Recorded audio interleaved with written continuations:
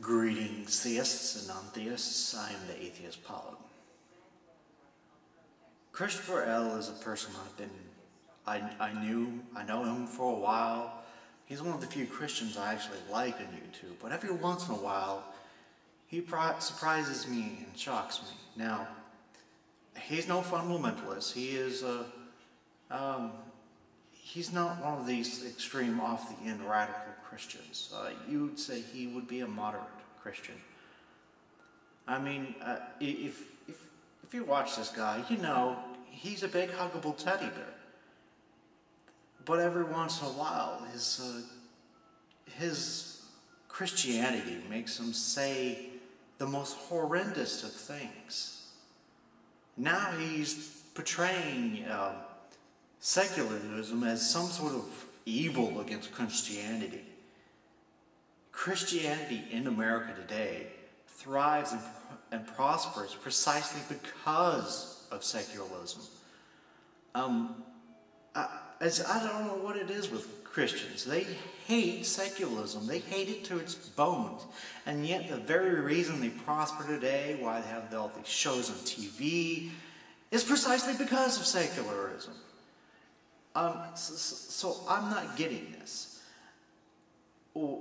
If you look up early American history, churches weren't nice to each other, especially in the colonies. One liked to oppress another. And it got so bad that one of them actually wrote to Thomas Jefferson, worrying about that one may actually become a state religion. And he had to write him back where we heard the famous phrase of, that's not going to happen because there's a wall between church and state.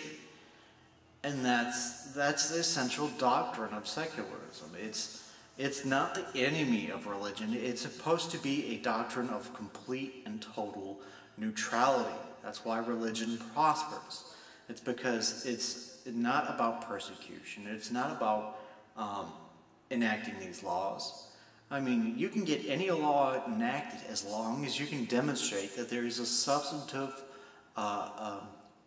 secular reason for all of society that it actually truly benefits us. Instead of getting these ridiculous laws like outlawing alcohol. I mean, how well that turned out. It didn't work at all.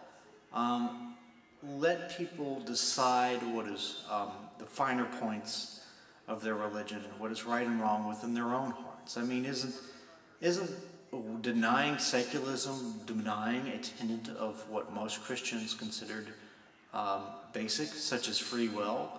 Well, why does somebody else get to dictate your free will? As long as it doesn't hurt you or hurt society, why should you be restricted about it?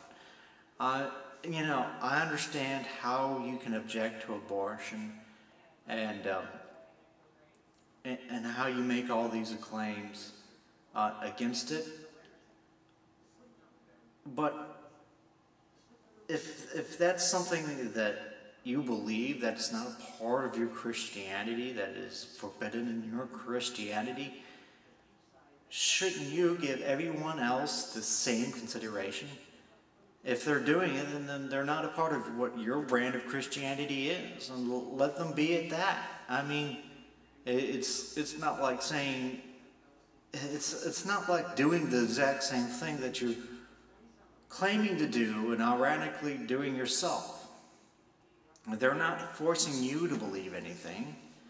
If you don't want to support a certain activity, then don't support it. I mean, a church doesn't have to marry homosexuals. If they deny a homosexual to marry within their church, I'm all for it. That you're completely within your rights. That is something of an area of your own sovereignty.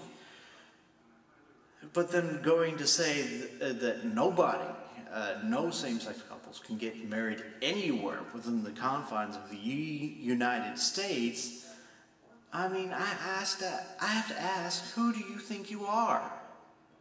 Who do you think you are? You may think that your God has declared this, but let everyone be convicted from their own heart. And so America is about preserving majority rules with minority rights. And so you can't simply put to vote your Christian values and say, oh, majority rules, guess what? Everyone has to go to church on Sunday and not be gay and yada, yada, yada. It doesn't work that way. Everybody has the freedom to live their lives as they do. And this is the founding principle of America. It's about preserving the rights of the people. And you have to do that by keeping certain of organizations that we know that has a bad history of putting its hands in the state.